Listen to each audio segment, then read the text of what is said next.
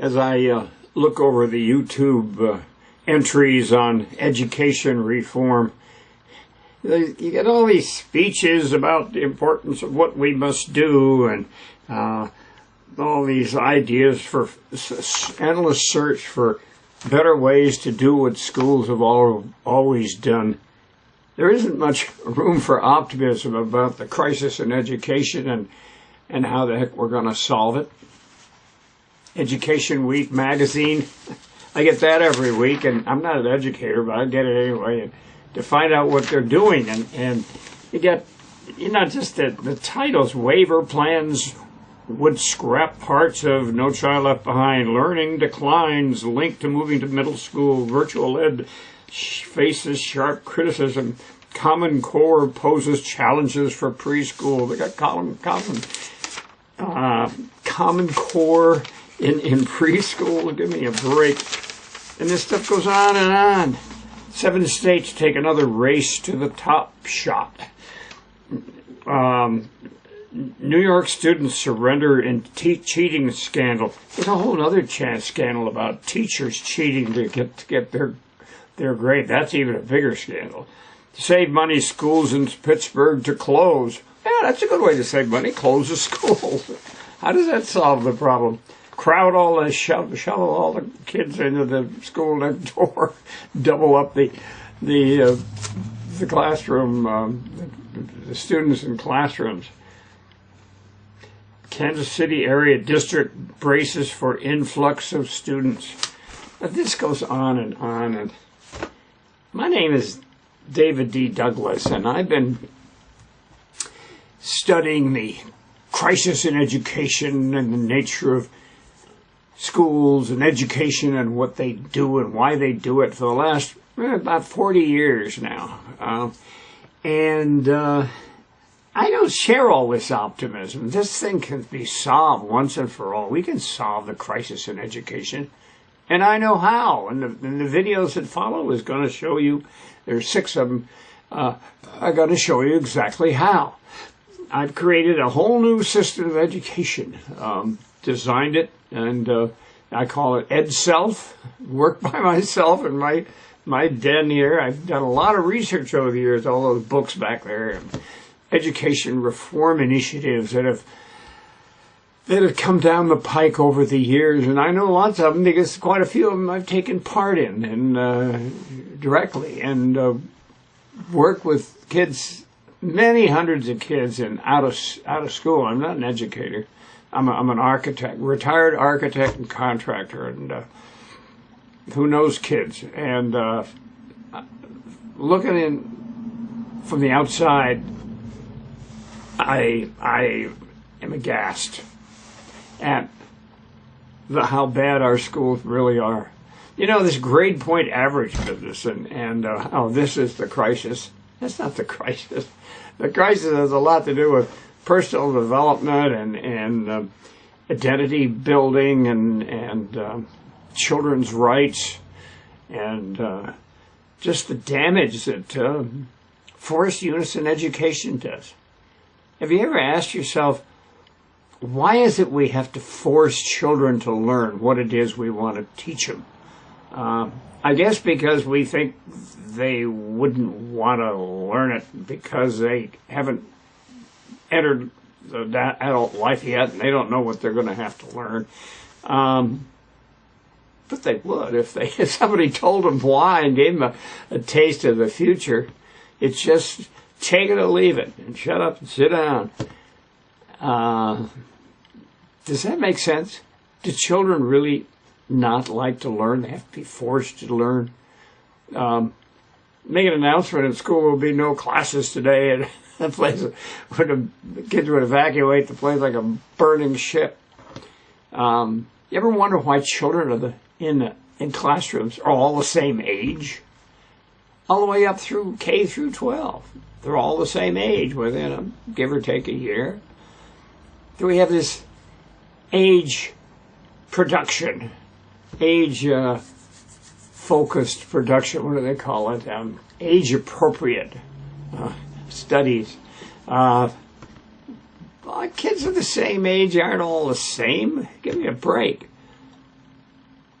do they have to be interested to learn what you got to teach them?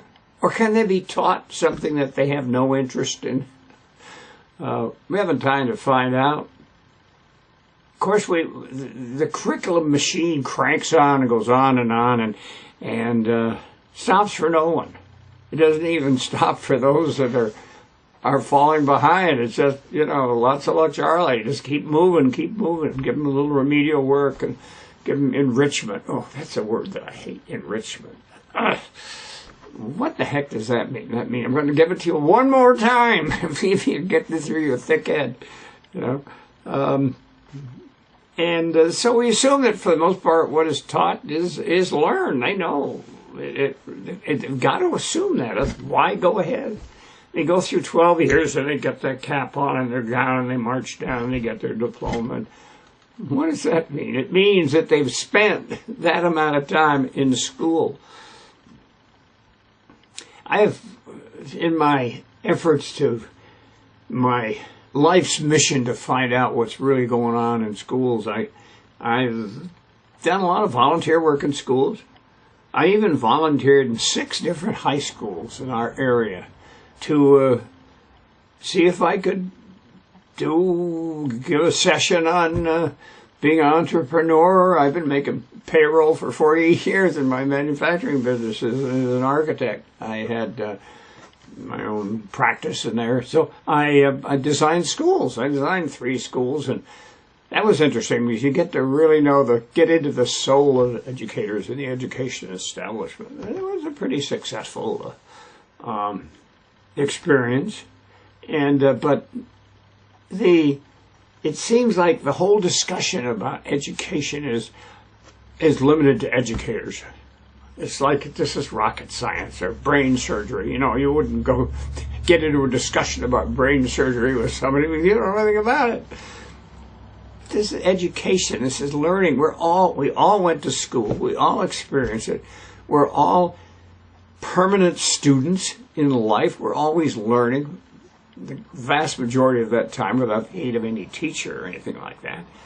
And so we've been convinced by the education establishment, by virtue of being kept out of the schools. They don't allow anybody not certified even to enter the building unless in very special circumstances. I know because I've done a lot of volunteer teaching in public schools, and I can sneak in that way. And what I see is astounding. And our schools I'm living a middle class. Everybody's on the middle class, but it's not inner city, and it's mostly white, and it's a comfortable neighborhood town. But there's no yuppies here, or as I was in my early days of my prep school education back in the late 40s. Went through classical education, the best that money could buy, and I got my diploma, and I walked out shaking my head. I said, is this the best? Is this all there is to education? I thought to myself, if I have so little regard for what I got there, what are the high schools like? So that's what got me into this thing, and I just spent a lot of years. I'm 80 now, you wouldn't think so, but I spent about 60 years working with kids and every imaginable kind of thing. I've had preschools and worked at the state development center for children, the kids' jail, the state pen for kids. Worked down there as a volunteer, and all kinds of things, and walked the streets, spent a lot of time in the streets, hiking in the mountains with kids, doing all kinds of things. In my scout group, scouting, my great love is scouting, and that's, if anything, I found that made sense in all the education reform initiatives I found. It's scouting.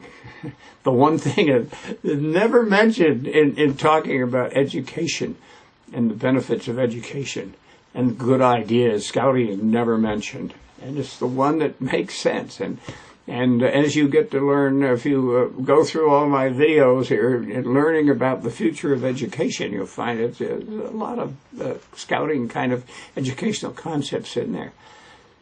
I've been studying education reform for a year. All those books at the back are all about education goes way back to some of them back to the 40s and 50s. They're like, you can take a book out and read it. It's just like you're here today.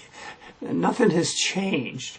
But the thing that really bugs me is that with all these education reform ideas that have come along over the years, and there have been some great ideas, none of them have survived. Absolutely none of them.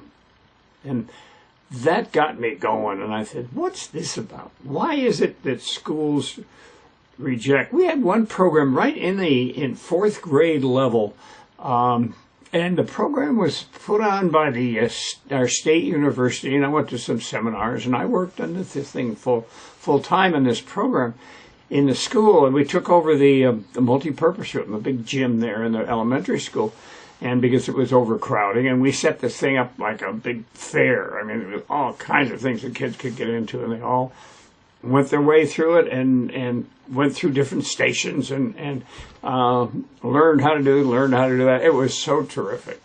But it lasted 2 years. It was gone out of there. I tried talking with a number of years later. I talked to a teacher that was in on it, and she was one of the key people in it that I'd known and worked with for years. In fact, my kids went to her elementary, was in her fourth grade and things like that. And she wouldn't talk about it. She just stoned. She was just didn't want to talk about what happened with the whole thing. Very interesting. A dear person. She's passed now, but she was one of those teachers that absolutely loved kids. And I wonder how people like that survive working in schools that are jamming kids down through the Common Core curriculum. Common Core, what a scary term that is. That's what's happening now. The national, the U.S. Department of Education is promoting, searching for the one curriculum, the ideal, the perfect curriculum that you can teach every single kid in the country, that they'll all know exactly the same thing. What's that about? That's the scariest notion I can think of. One would think that our purpose of our schools is to create citizens who are gullible voters, eager consumers, obedient soldiers. I don't suppose that's ever entered any educator's mind that that's really what they want to do, but that's what it is, and I just don't understand it.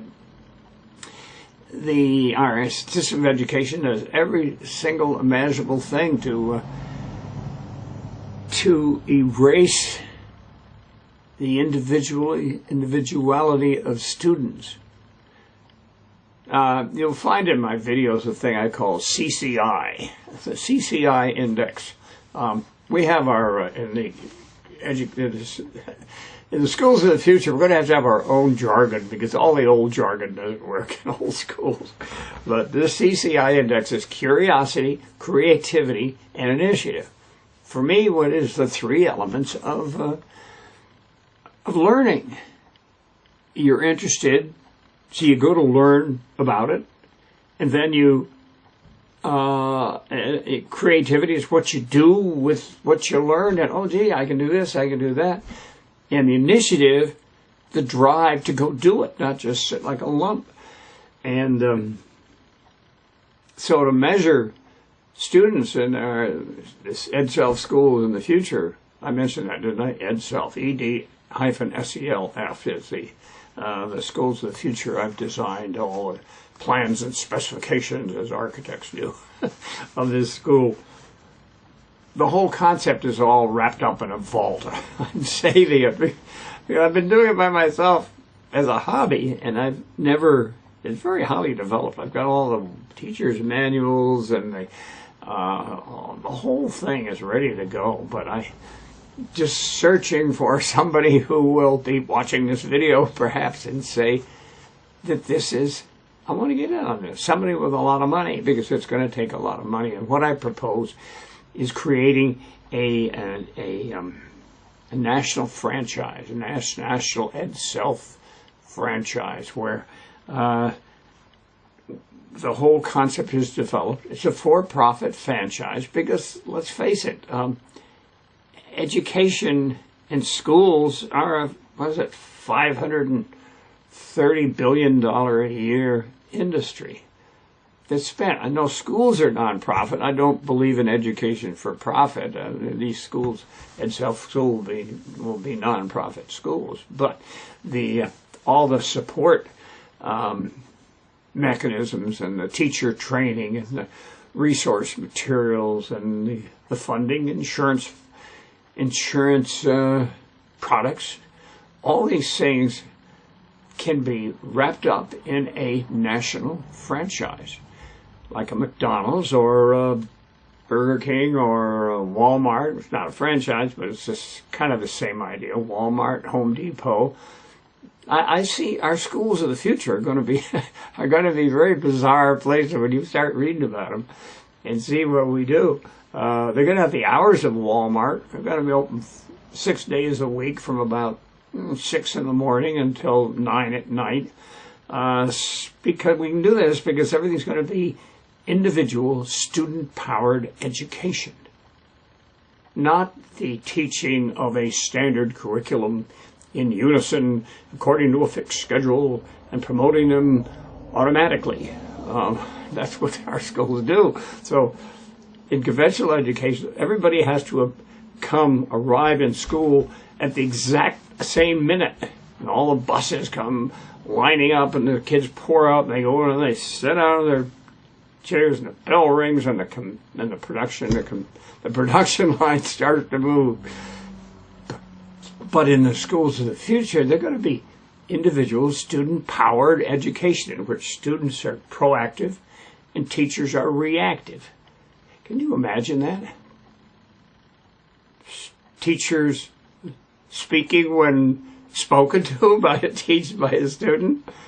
It's not too far off. When you get into it, it's the most bizarre thing about this whole thing is, in my whole research, is that the future of education is diametrically opposed in almost every way to conventional education. Along the way, in my research, in my deconstructing, my reverse engineering schools and taking them apart in our system of education, trying to figure out what makes it tick, I came up with a set of assumptions about the nature of children and how they learn that our schools make. And not on the basis of what's written down but implied by what schools do. And I figured the best way to put this down on paper so people can see in simple terms what it is our schools do was to arrive at the set of assumptions that is the basis for what schools do. Unfortunately, they all turned out to be false. What's that about? I didn't go looking for false assumptions. I went looking for assumptions, and I had one or two in the beginning. I added others and others. Eventually, I ended up with 7, and you'll see them in the next video. Once you would think that the 7 false assumptions would be a good start for solving the dilemma of what's wrong with our schools.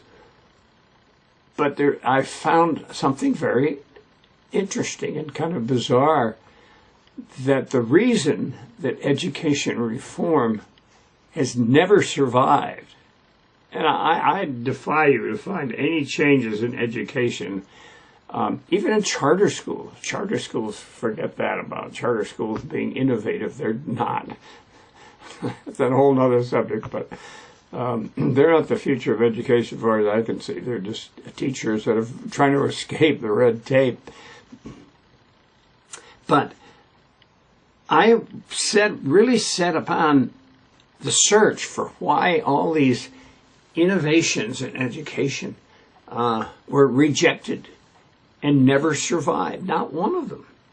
I got one book written, there it is, right there, by a guy who despises education reform, and he lists every single one of them, and ends up being, it's my main book. It ends up listing all the education reform initiatives that have been done in the last 30 years. Thank you very much. But then he goes upon the effort to, he's a very traditionalist guy who I would never get into a conversation with, but it was handy that he wrote the book. I won't give his name, give him the benefit of the doubt, but it's interesting that what happened, I finally figured it out. Why schools reject all change, all innovations in education. And that is because to accept even one would cause the whole system to collapse. The whole teaching of a standard curriculum to same-age students in unison, according to a fixed schedule, and promoting them automatically, the mantra you will see often repeated throughout these videos, to remind you what we're talking about here.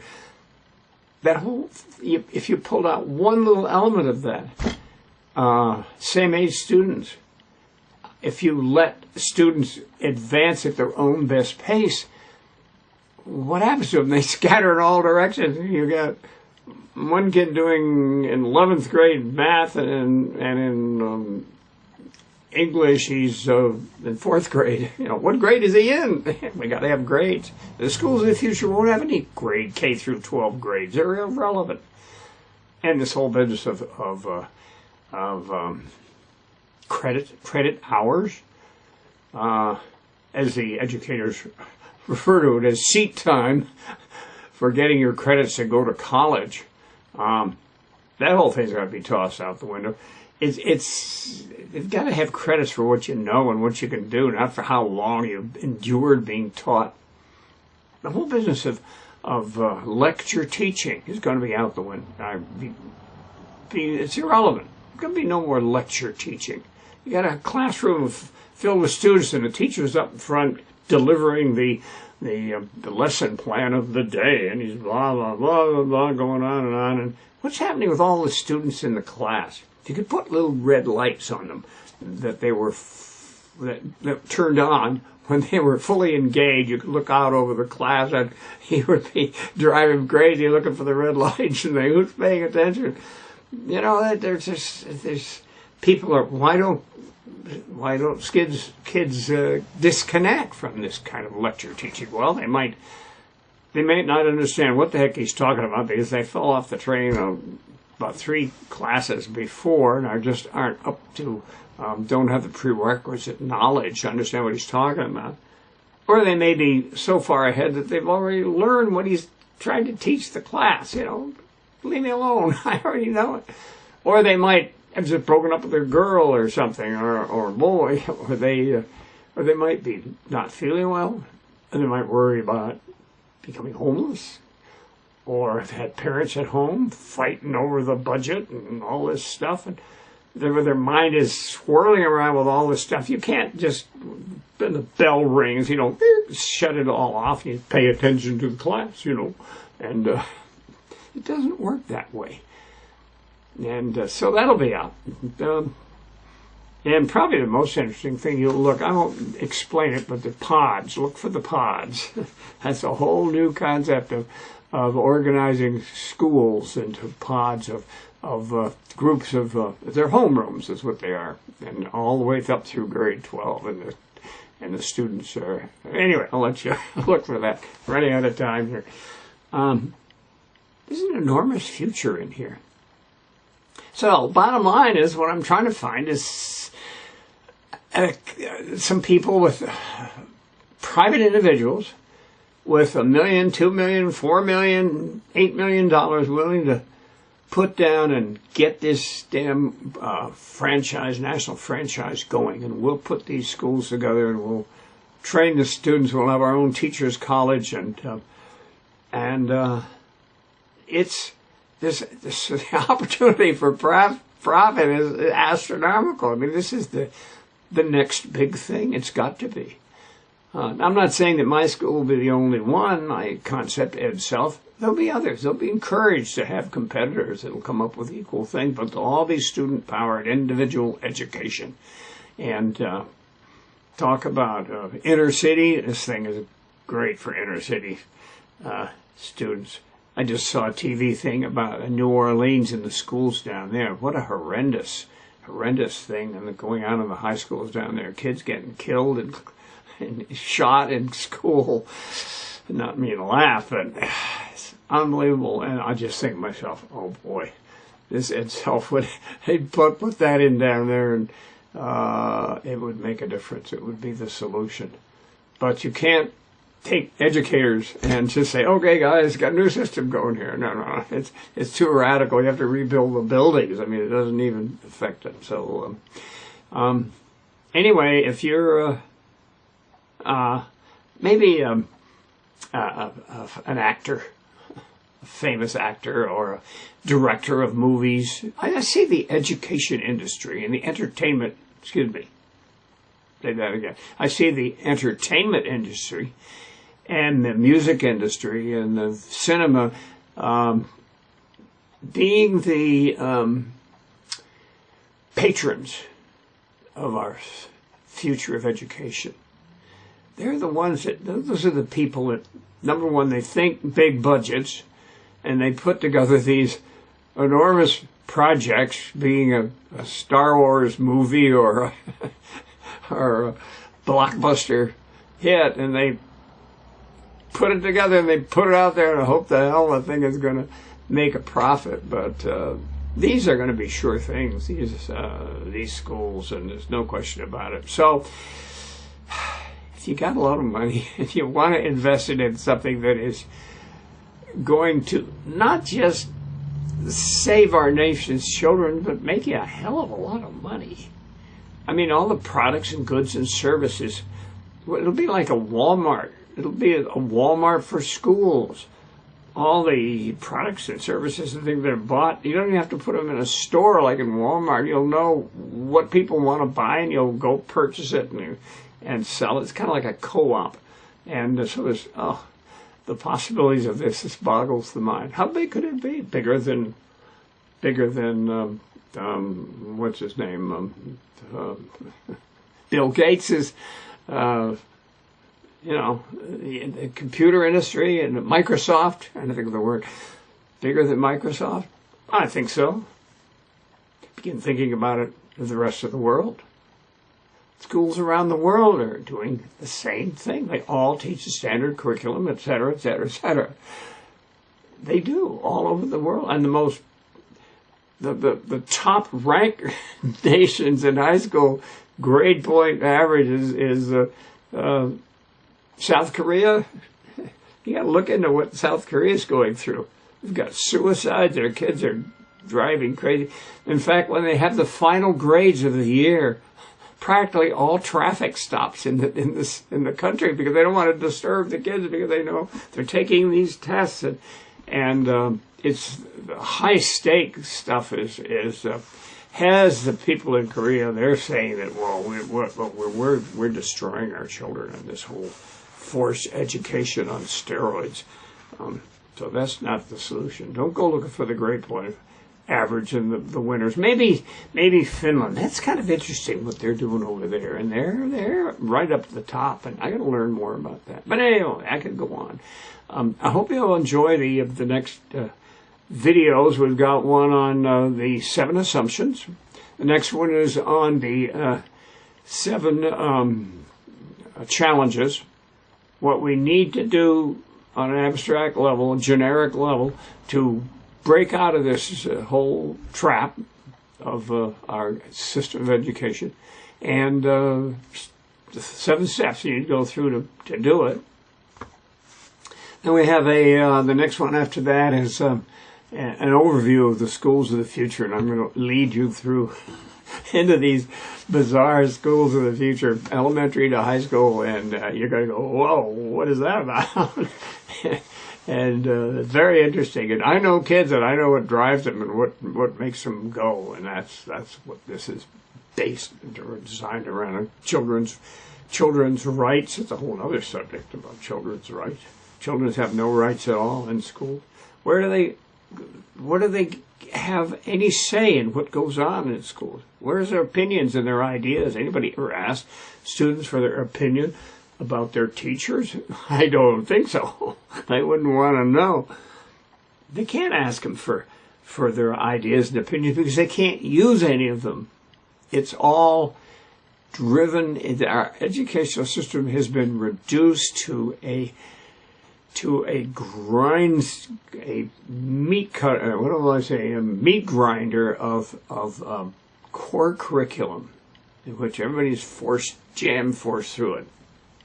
And this forced unison teaching is so inefficient that there's no time in our schools to do all the stuff I'm talking about. Volunteers. Our schools, EdSouth schools, are going to have all kinds of volunteers. Probably a quarter of all the people in the building will be certified volunteers working with kids and doing all kinds of exciting things.